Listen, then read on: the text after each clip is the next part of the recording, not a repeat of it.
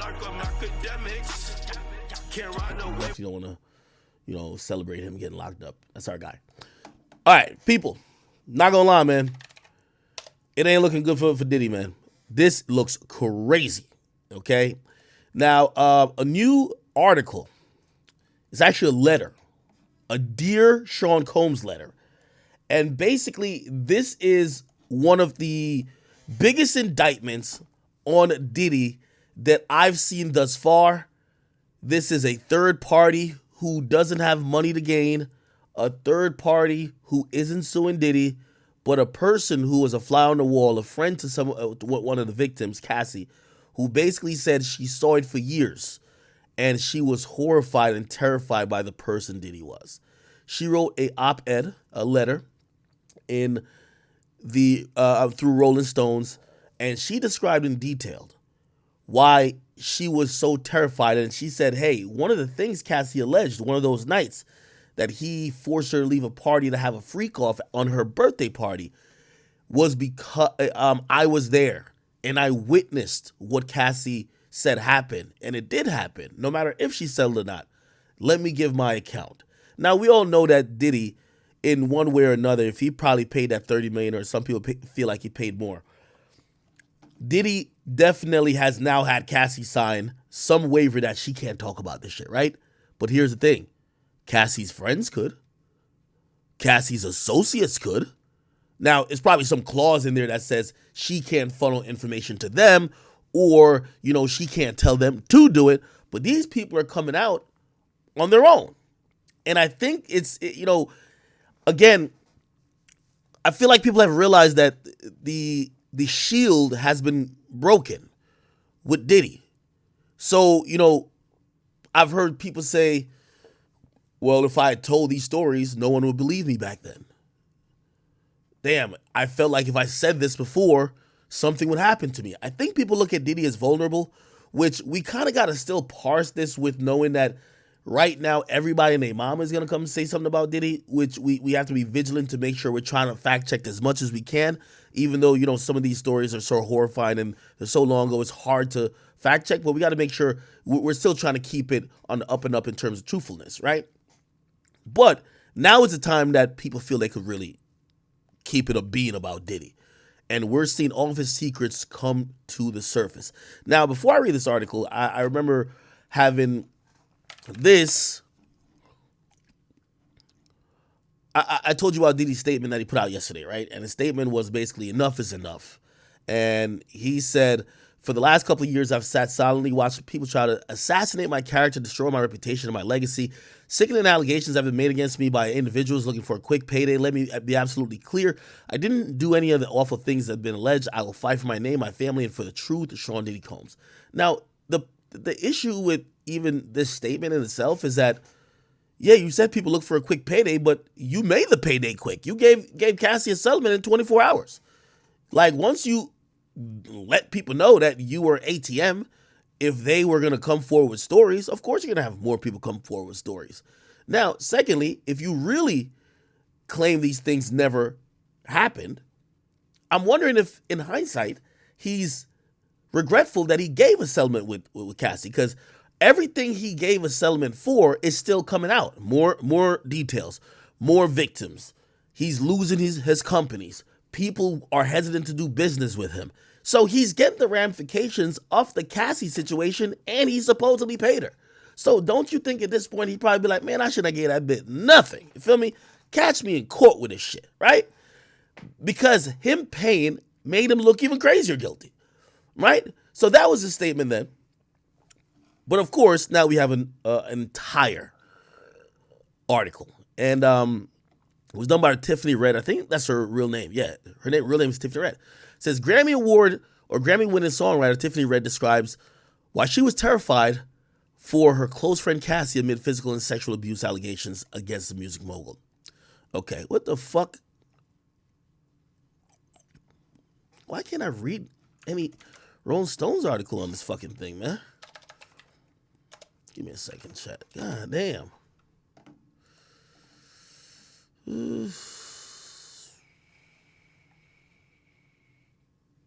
I can't read it.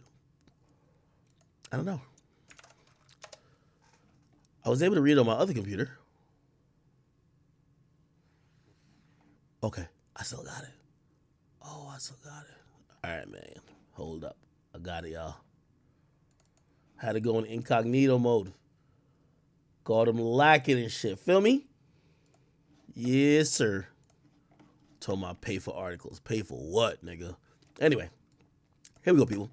So, before we even get to this, and I know I keep like going on these tangents, actually, no, let me read the first paragraph first. Okay, singer-songwriter Tiffany Red has penned an open letter to Sean Combs to corroborate claims of abuse that singer Cassandra Cassie Ventura leveled against the hip-hop mogul in her bombshell abuse lawsuit. In the suit filed in November and settled within a day, Ventura alleged Combs controlled and isolated her, would routinely beat her, and forced her to engage in sexual acts with other men during their years-long relationship. Throughout the filing, Ventura referred to numerous friends, assistants, security guards, and Bad Boy Entertainment employees who allegedly bore witness to some of the abuse. Although Mr. Combs claims or said the lawsuit was riddled with baseless and outrageous lies, aiming to tarnish his reputation and seeking a payday, Red says she was present the night of Ventura's 29th birthday party in August 2015, where Ventura, that's Cassie, alleged Combs and his security guards cornered and forced her to leave because Diddy wanted her to participate in a freak-off with other males. Sick shit, man. This is some sick shit. Red, a Grammy-winning songwriter who has written for Zendaya, Joe Jonas, Jason Derulo, Tamar Braxton, among others, remains a close friend of Cassie. First meeting while working on the singer's never-released second album. On the night of Cassie's party, Red recalls feeling helpless and scared as she watched Combs scream and curse at Cassie. Red says she attempted to intervene on Ventura's behalf when intoxicated and furious, Combs demanded Cassie leave with him. She says she was later disturbed to the core when she says she learned what took place when Combs drove off with Cassie into the night.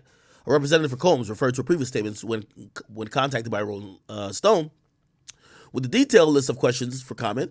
Says enough is enough. Combs wrote, "For the last couple of weeks, I've sat silently and watched people try to assassinate my character, destroy my reputation and my legacy. Sickening allegations have been made against me by individuals looking for a quick payday. Let me be absolutely clear. I did not do any of the awful things being alleged. I will fight for my name, my family, and for the truth."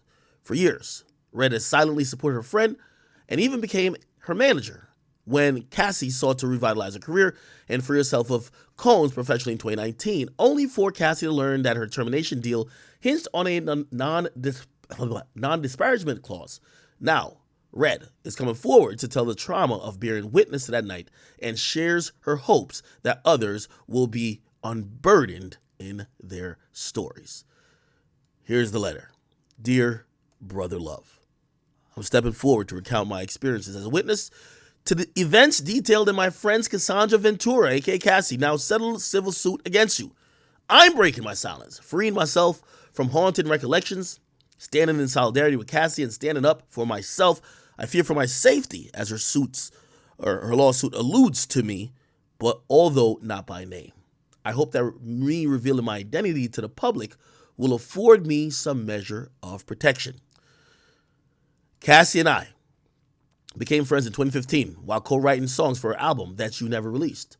We remain close to this very day. I'm one of her friends mentioned in her lawsuit, specifically from the night of her 29th birthday, as detailed in the section labeled, "Mr. Combs forced Mrs. Ventura into sex trafficking." Give me 1 second, chat, because we're going to try to pull up the lawsuit yet again.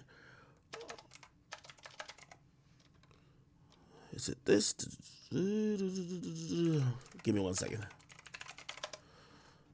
I want to pull up this lawsuit. So we're just gonna reference the actual lawsuit to see what was actually said.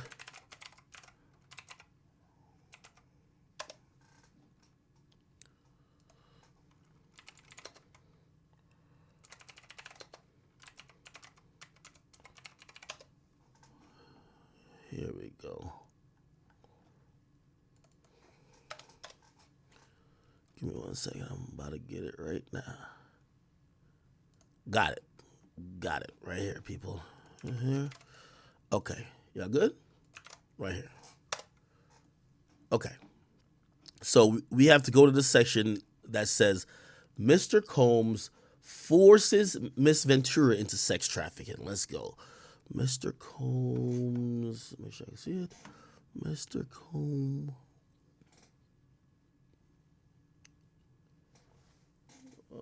Lures her into a relationship.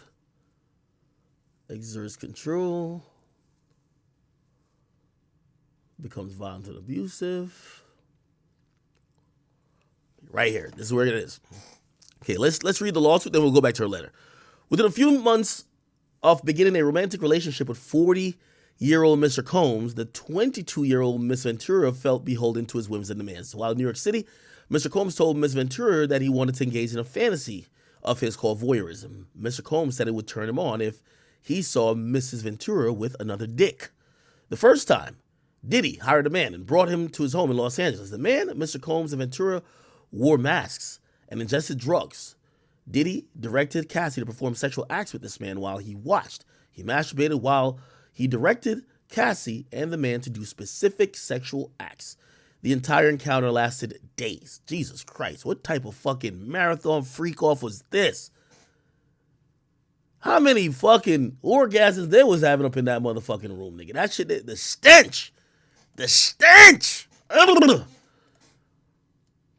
Imagine the stench from the freak-off. Woke up in there, all it smelled like smegma, like booty hole juice, and all type of other, oh my God. Mr. Combs began to call the arrangements a freak-off, a.k.a. a F.O. He would repeatedly tell Mrs. Ventura at random moments, yo, I need a F.O. Jesus Christ. Miss Ventura was expected to facilitate the location and hiring of sex workers. At certain points, Cassie and Mr. Combs' relationship, he would insist on a weekly freak-off. This is like a weekly meeting. God damn. Mr. Combs would repeatedly tell her that this practice was our thing, our little secret. Damn. Y'all heard about Victoria's Secret. Have you heard about Diddy's freak-off secret? Oh, my sweet Jesus. The freak-offs would take place occasionally in hotel suites at the Trump International Hotel, in Columbus Circle, L'Hermitage, Beverly Hills, the London. I guess somebody met him at the London, in L.A., and the Intercontinental Century City, Intercontinental Atlanta, the Intercontinental New York City, okay? I guess he probably had no problem finding a bunch of gay niggas to pull up to Intercontinental Atlanta, right? Anyway, the one hotel in New York and Miami, the Mondrian, or the Mandarin, actually, Oriental Hotel in New York and in Miami, the Fontainebleau Miami Beverly Hills Hotel, and the Shutters on the Beach in Los Angeles. One occasion, around 2013, he had a freak-off set up at the Intercontinental Hotel in New York City, after which he was charged with tens of thousands of dollars in damages by the hotel. Upon information and belief that Combs' security of staff, Tony Fletcher, paid the invoices charged by the hotel, Cassie was eventually instructed to use websites to find niggas for the freak-offs. He told her to find the niggas with the largest black penis she could ever find. Wow. Sometimes he would pay to fly the nigga with the biggest dick out. God damn it. This some freak nigga shit, man. Including multiple cities in the United States as well as abroad. He required that Miss Ventura and his staff help him make these arrangements. His assistants would help set up the freak-offs by including setting up hotel suites with baby oil and Astroglide.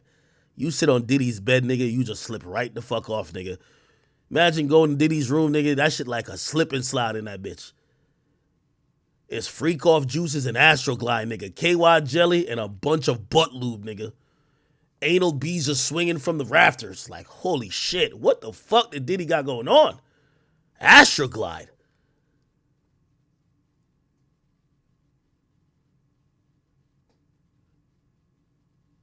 This nigga was trying to film an onion booty porno or something like that. You know that porno is like, yo, only nigga pornos start where the niggas just oiling up the ass like this, like, yo, you ever watch one of those ghetto pornos where the nigga, like, the first, like, niggas don't know, like, white people porn, they do it like this. Oh, yeah. It's like the girl opening the door. Oh, yeah, I need you to fix my cable. All right, 15 minutes in, he beating her back out on the couch. Cool. They got a little plot to it, this and third, whatever. Cool, right? You know what I mean? Their shit makes sense. Oh, yeah, my cable doesn't work. I get every channel but 69. You know what I mean? And all of a sudden, they fucking great. Nigga porno starts, a nigga that's dip his head in baby oil and is lathering up the booty, nigga. Like, it's just, listen, you know what I'm talking about, right? Anyway, Mr. Combs always supplied Cassie and the sex worker with copious amount of drugs during the freak-offs. She was given ecstasy, cocaine, GHB, ketamine, marijuana, alcohol, and the same thing, what the fuck? Alcohol in excessive amounts in the freak-offs, and the same thing that Rick Ross was putting in these bitches' drinks in the 90s. Oh, shit. Which allowed her to disassociate from these horrific encounters. It became commonplace to get IV fluids the days after. Okay, let's get to the birthday party. That's what we got to get to. We've read a lot of this stuff before. Jesus Christ, man. Diddy's a creep. Allegedly. That's brother love. She was required to dress up in lingerie for the freak-offs. Insisted she wear nail polish. To contrast her nails with the skin of the black man, he had to have sex with her. During the freak-offs, he would instruct her to pour excessive amounts of oil over herself. God damn it. This nigga Diddy was walking in the room like he was about to do an oil change, man. Like, yo, bitch, just throw this diesel all over you, man, and then get to work. Suck all 10 of them dicks. Mr. Combs would then instruct her and the sex workers to speak to each other and then tell her where to touch the sex workers. He would say things like, yo, grab that big black dangalang. Yo, how that big dick feel? Oh, shit. During the freak-offs, in addition to directing it. That nigga was directing pornos and masturbating it.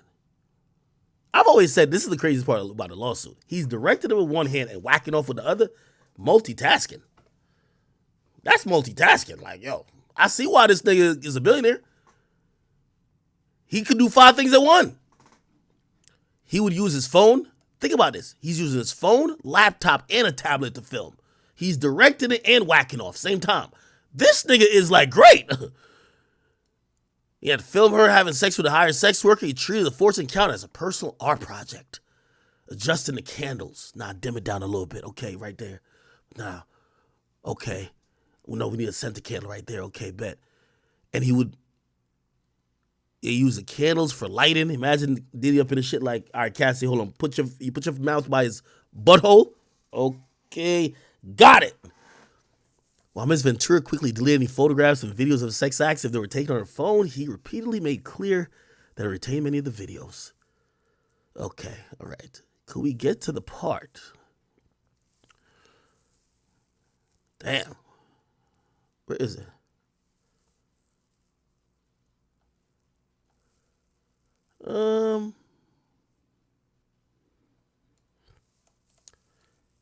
She was repulsed by his demands, blah, blah. He would present her with lavish gifts prior middle of the freak-offs. Okay, this and third. While kneeling over the toilet, Diddy would shame her into performing for him, eventually forcing her to get up and proceed with the encounter. She knew firsthand that telling Diddy she didn't want to engage was going to be met with anger and violence. Okay. Oh, this is what she's talking about. Around August 2015, for example, in the middle of a surprise birthday dinner for Cassie on her 29th birthday. You imagine, at this point, she's been having freak-offs for 7 years. She's a 7-year veteran at this point. Combs insisted that she leave the party and go to a hotel for a freak-off. When she expressed she didn't want to go, Combs had her cornered by security staff and forced her to leave with him. After this freak-off, Combs and Cassie went back to the hotel room that Miss Ventura was staying in, or Cassie was staying in, where some of her friends, I guess that's the girl that's writing the letter, right here, bing, bingo, we found her. We're hanging out. Combs was severely intoxicated, and at one point during the night, he picked up one of her friends like a child. Well, this is when it's mentioned that he dangled somebody off the balcony. Unless this is Wale right here. I don't know, whatever, anyway. Dangled the friend over the balcony like a balcony. Of the 17th floor hotel suite. Miss Ventura and her friends were scared by Mr. Combs' erratic behavior, but Mrs. Ventura was heavily sedated because of the drugs she took to participate in a freak-off and therefore was unable to respond to his terrifying behavior. Interesting. Okay, let's get back to the letter, people. Let's get this reading going on. Okay, y'all ready? Bingo, here we go. All right. The weight is heavy as I gather my thoughts to articulate these distressing memories, physical reactions, the surge of heat on my face, sweaty palms, racing heart, the onset of a panic attack serve as a stark reminder of the toll is taken.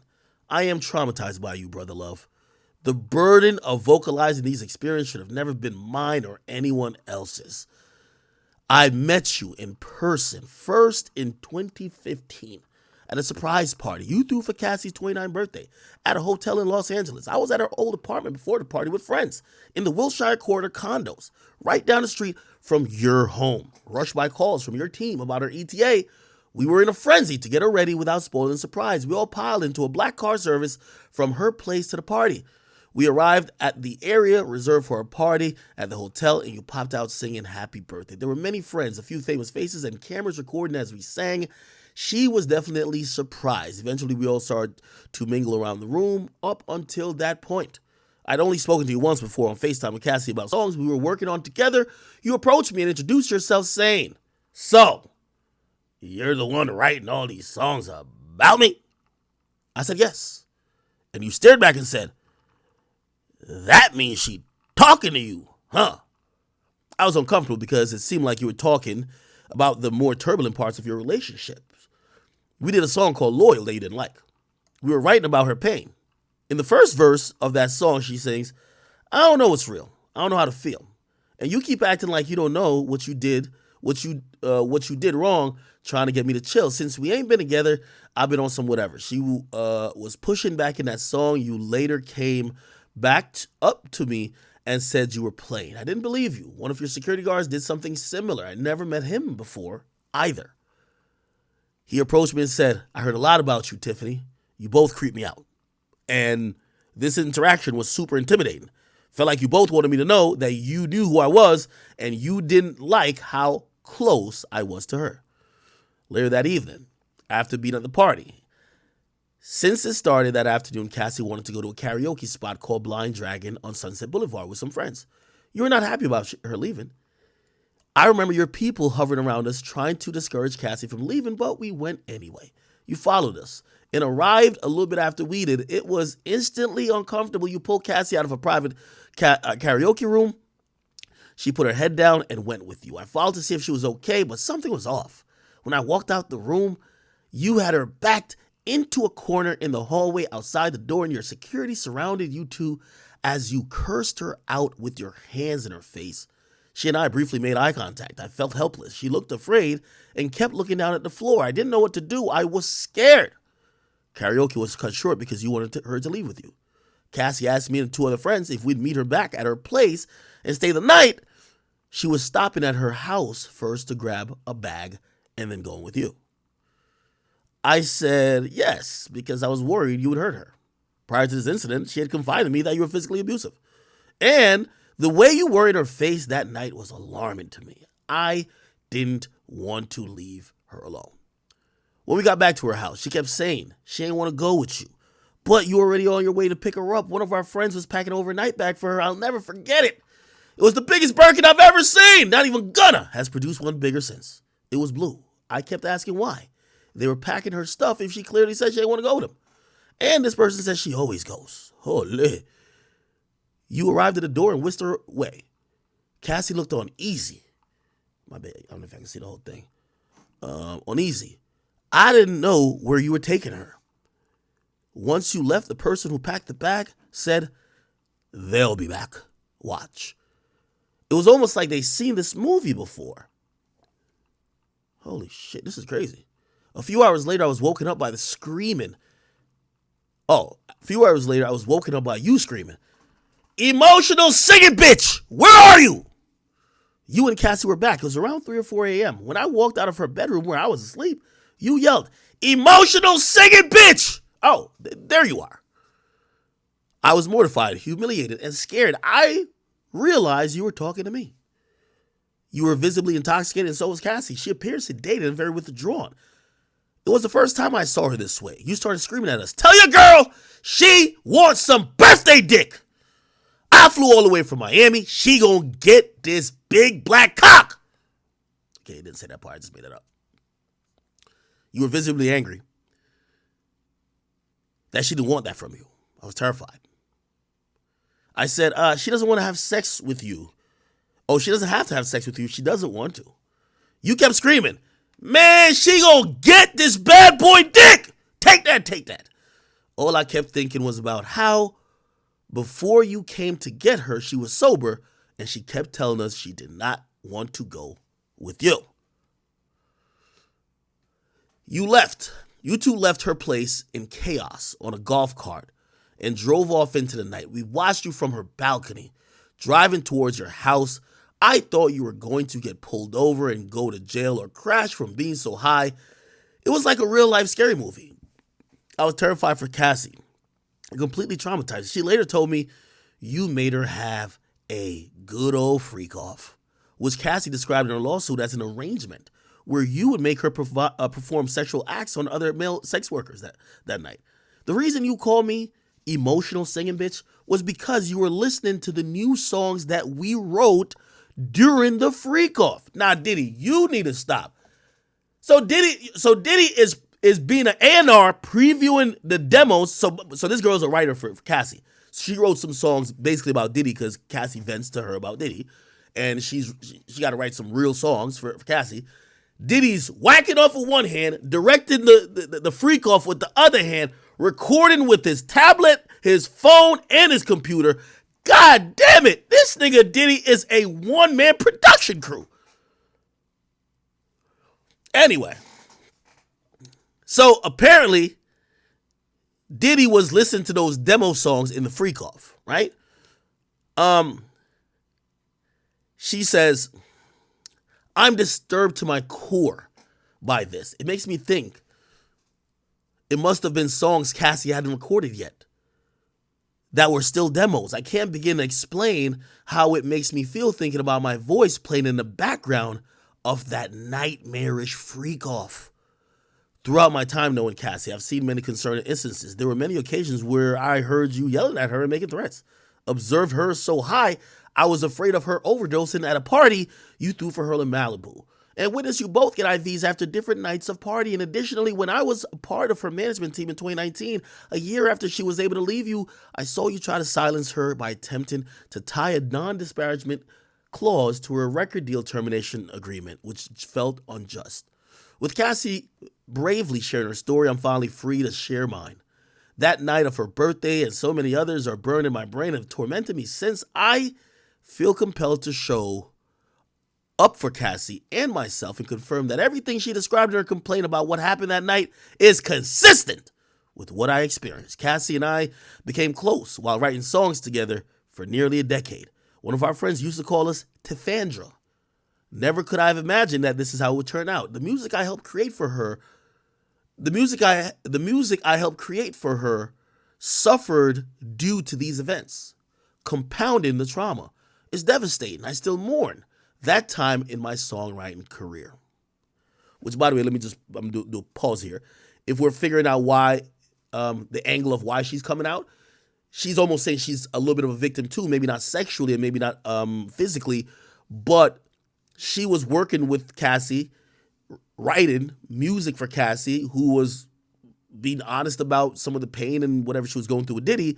Those songs would never be heard because who's going to release them? Diddy. And Diddy's probably going to be like, nigga, you ain't about to sing this bullshit about me. What the fuck? Delete.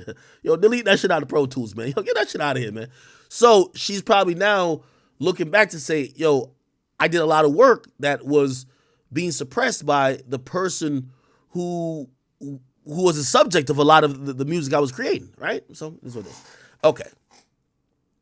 Let's continue. With Cassie. Oh, okay, we read this already.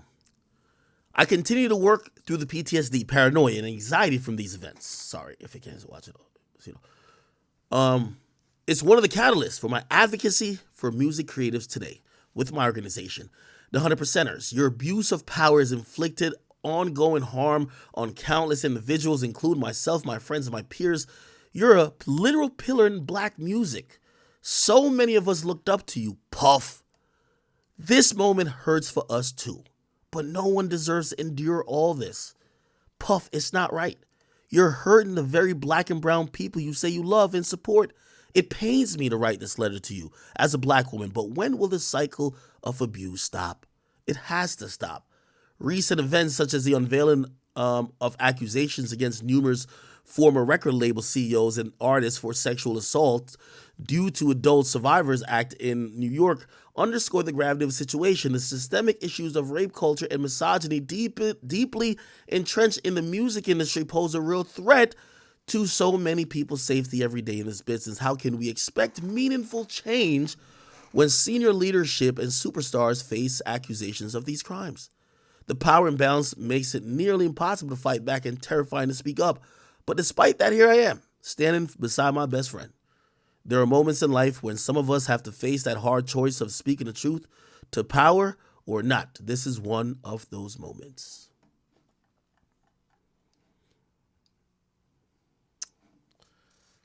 Wow. Powerful. Ariel, thank you for the $10 donation. She says Kanye once said it. The people highest up got the lowest self-esteem. Wow. I'm going to be honest with you, man. When I first started covering this Diddy stuff, I really predicted that this would go by quickly. I said 2 weeks, let's say max a month, but 3 months he's out of the deep waters. He's gonna be, laying low, but he's gonna ultimately be good. Every day that passes and things keep coming up, I am starting to think that Diddy, as we knew him on a public, on a public stage, might be over. And I say that respectfully, but I don't think there is any way he could come out and just, even his statement by just saying, oh, everybody's just lying on me. There's going to have to be some accountability here taken, even if it's not some of the most extreme things, but some things he got to take accountability for, or he has to empathize with some of the hurt and damage and pain that some of the people who are self-identifying as victims are saying. And it's probably going to, if you ask me, end his public, it would end his public, the public charade that we've known as Diddy. Diddy's been a one-man army in terms of promotion, in terms of, doing whatever he wants to do. And like, for example, he'll promote his new liquor, his new water, his new this, his new that. And he's been a mogul because of some of his, self-promotion tactics. I think that his time in front of the camera being the selfless promoter, remember as famously as Suge Knight says, if you don't want your CEO all up in the cameras, all up in the videos, okay? Like dancing in the videos, come over here. I think that time of just basking in the limelight is probably coming to an end. I think as the days go by, I'm more looking at this as a situation where I still think he's going to be around, like in the music business. I just think he has to just lay low. You just got to, there ain't no more bad boy, take that. I'm up on the Breakfast Club talking shit. I'm over here talking about fucking Fridays. Like it's, it's no more you and Carisha driving around on golf carts. It's no more like, yo, you got motivational speeches to give out on. Nah, we don't want to hear none of that. We don't want to hear none of that. And what usually happens, and this is almost, I keep telling y'all, anytime you see these niggas turn fake woke, I think he's either going to turn Muslim or he's going to start opening up a mental health symposium, okay? That's how niggas do once they come for you. That's the only way you can survive. It's the truth. You're going to see him sing a different tune. By the way, remember T.I.? Shit, T.I. was kind of really trying to, remember T.I. was going through that shit for a while, and then T.I., all of a sudden, he already was changing his image. He was like on some, what do you call it again? He was on some, like almost wanting to be like a politician type of shit, right?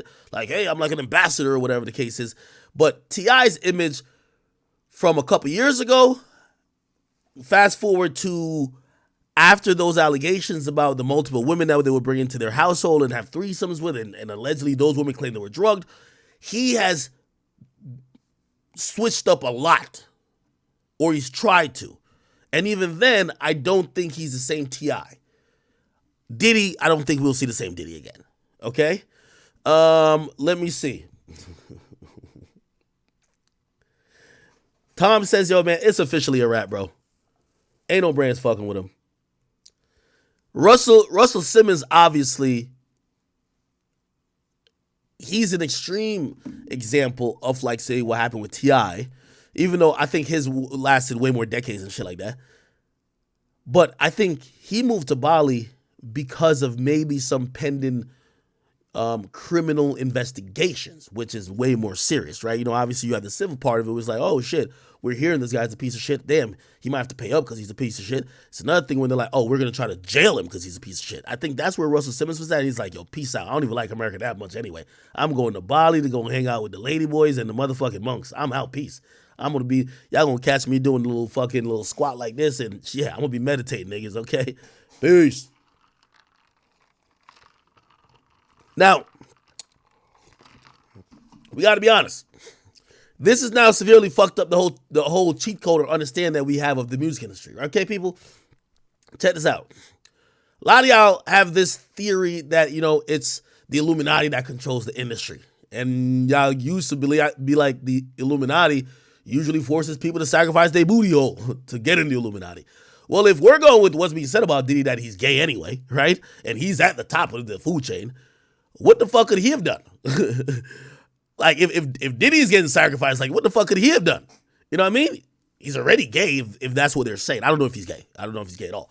But if they're saying that he's gay, and they're saying that whatever the case is, shit, look like you'd fit in. Why is all this shit happening to him? Why are the Illuminati gonna sacrifice him?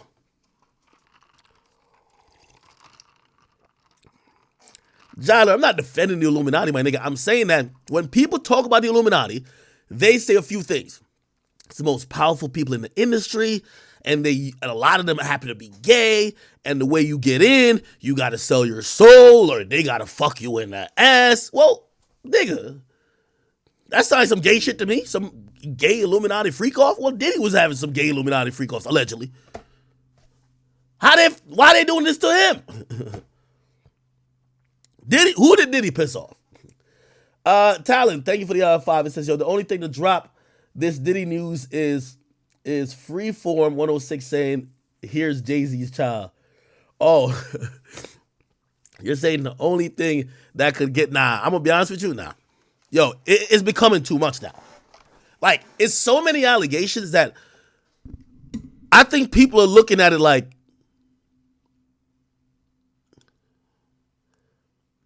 and it's hard for me to say this. They're looking at him like, well, what's the difference between Diddy and, dare I say it?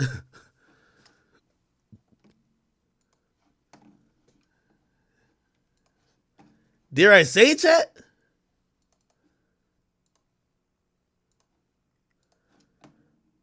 What's the difference between Diddy and... I'm fighting for my life. Y'all killing me with this.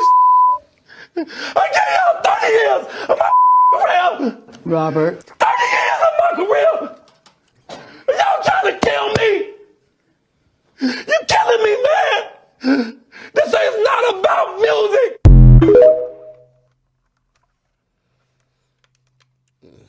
Me, y'all. Well, yeah. It doesn't look good.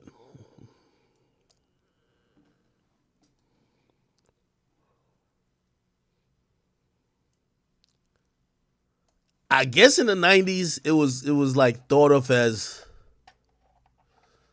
I don't know, man.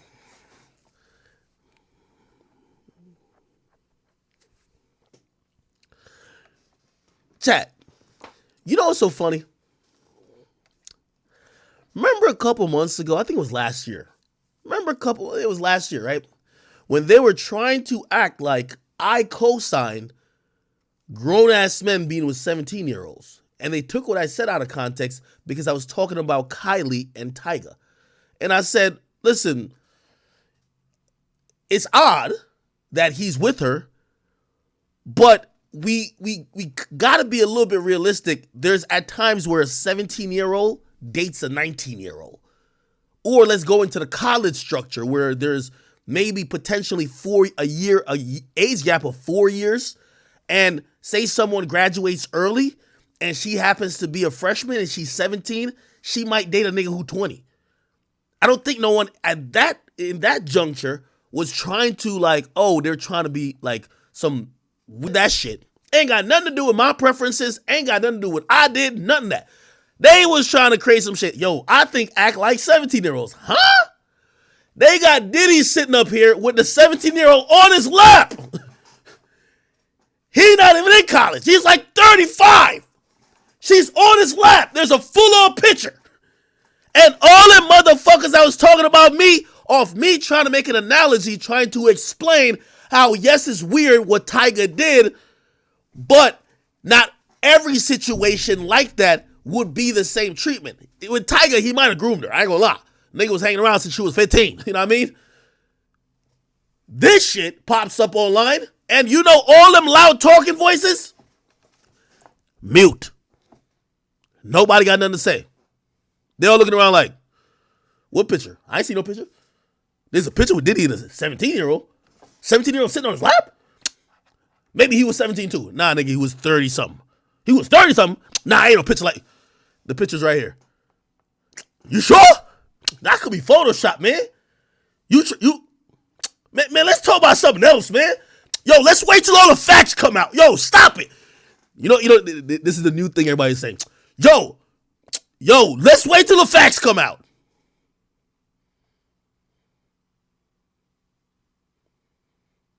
Yo, we don't want to get sued. At this point, a lot of these media niggas, they can see Diddy's dick inside the 17-year-old's mouth. You know what they're going to be like? You sure that's his dick? Yo, his dick didn't look like that in a freak offs. Yo, hold on. We got to fact check if his dick looked like that, bro. They ain't going to excuse anything, man. They ain't going to excuse anything, man.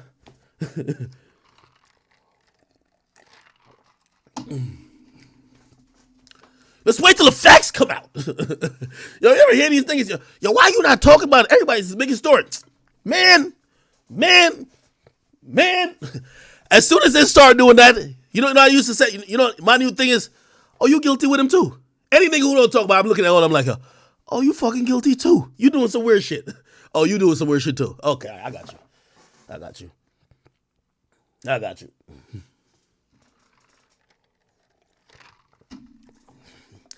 In any other situation, ask these podcasting niggas.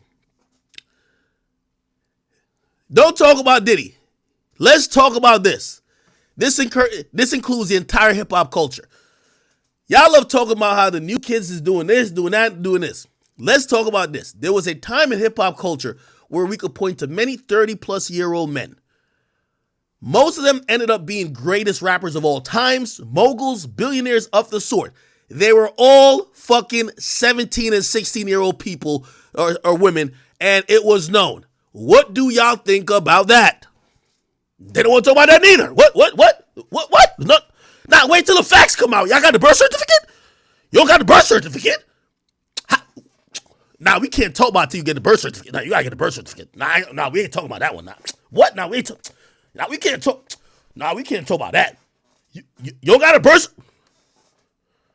Oh, you got a birth certificate? Oh, she was really 16? Nah, this picture was taken when she was like 21. They had color photography when she was 16. What you mean? What you mean? Like, you ever hear these things? You're like, maybe sound like Slim Thug. Yo, it's like Slim Thug basically trying to tell you, like, yo, let me defend Diddy because I might need him to defend me.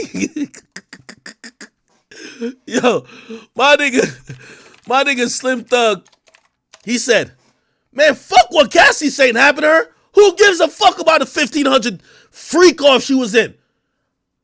Do you know what it's like to deal with a girl every day?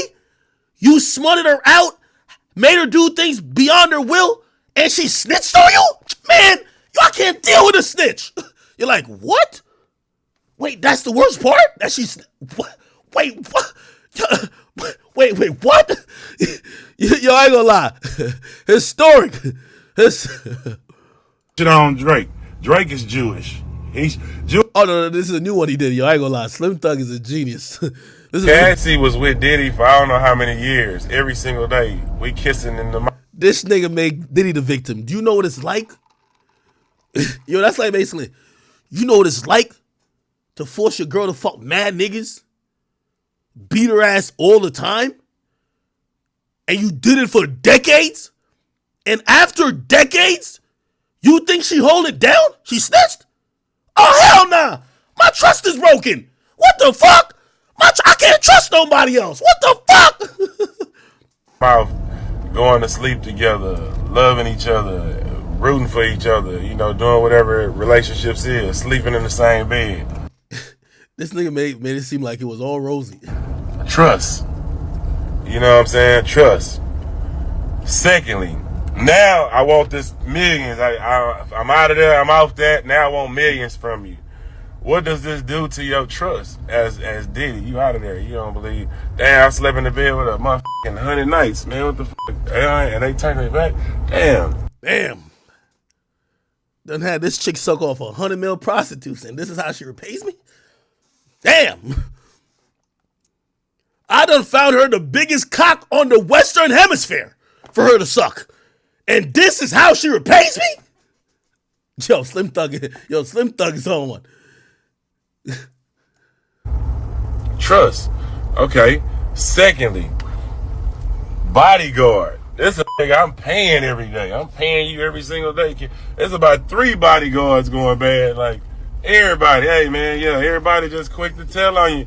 It's like, damn, bro, we was together every single day. None of the bodyguards. After I paid you to protect me because I'm scared of sugar, but I also want to beat my bitch in peace. How the hell you gonna snitch on me? Yo, Slim Thug is crazy. And them real conversations we had ain't mean nothing to nobody. It's just like, listen to the irony of that. I'm paying for a bodyguard to basically defend me because I'm scared of getting my ass kicked. But the security guard, my bodyguard, because I'm paying him to make sure I don't get my ass kicked, he should watch me kick my girl's ass. And he should shut up about it. This is ill. so how do you ever trust a motherfucker in your life? I'm not saying he innocent or he ain't do none of this shit to say, but just think about what that do. Cassie's waking up at 3:34 a.m. every day with that one thought of Dikembe Mutulo and the fucking 18-inch python he delivered to her in that fucking freak off. She's having nightmares up the wazoo. And you know what Slim Thug cares about? Man, how the hell could Diddy even trust people no more? Diddy got trust issues. What the fuck? Cassie just got fucked by a baby leg. She just woke up to the shit. Oh my God, it's still here. It's here. Cassie woke up. She having nightmares, nigga. She woke up, think she in the same room as a freak off. Fuck snakes on the plane. It's dicks in the room. Holy. Oh, fuck her mental health. Now, yo, Diddy can't trust nobody no more. Oh, this is crazy. This is crazy. This is crazy. To your trust. And nigga just go get to throwing this situation on him. Man, my son overseas, I got to do. I paid you when you was bodyguard for me. I paid you to watch me beat her ass. I ain't pay you to intervene or speak up. What the fuck I gotta do about caring about what the fuck going on with your son right now? That ain't that's your job. That's your daddy. You the daddy. I'm Puff Daddy, but not his daddy. You know what I'm saying? What the fuck? This is how I think though, man. This is how I think. Oh, you got it and you ain't even out for me. That's girl thinking, man. Come on, man. We don't think like that, kid. What the fuck is you talking about, man? I paid you when you was at work. Slim Thug trying to get in one of these free clubs. That's what it is. This nigga's trying to offer his services, man. He got one more job in him, man. That's what it is. That's what it is. Oh, and you should never have a job again off of. I hate telling on. I hate who always telling. Everybody will be. It's an exposing thing going on. Everybody snitching. Damn. Why y'all snitching on a serial rapist, man? So what if he was taking underage kids, mamas, grandmamas? Why y'all snitching on him though? That's the biggest problem we have. Why y'all snitching on him? Why? I hate snitches. Wait, do you hate him more than the person? I hate snitches. The black community all fucked up. They hate the person reporting the crime than the person who did the crime. Why y'all telling on the serial rapist? Why? Why y'all telling on the serial killer? Let him kill some more. Why? Yo, hip hop fucked up, man. They hate you more for reporting the crime than the nigga who did the crime. Yo, free Jeffrey. He ain't getting 1,500 niggas killed on Cleveland. Man, fuck Gunna. That nigga said the guns in the car wasn't his. Yo, hip hop is a mess. Hip hop's a mess. Yo, they say, did y'all read the shit in the YSL shit? They said somebody called a slug like an innocent woman. Free Beffrey. He ain't do nothing. Free Slum, slap. You feel me? Gunna? Oh yeah, that nigga's a snitch. I can't fuck with him. Fuck that nigga, man. He's the worst type of nigga. He's the worst type of nigga. He's the worst type of nigga. Wait, not the guy who was ordering murders? Nah. Why you snitching? Why you snitching? The problem isn't Diddy bringing hundreds of men to fuck Cassie. The problem is Cassie telling on Diddy for bringing hundreds of men to fuck her. Hip hop. All that suing shit is snitching, man. Yeah, a snitch too. And everybody who co-signed that, Cassie was with Diddy. Yo, Slim Thug been on one, man. He made another video. Let me see what this video told me.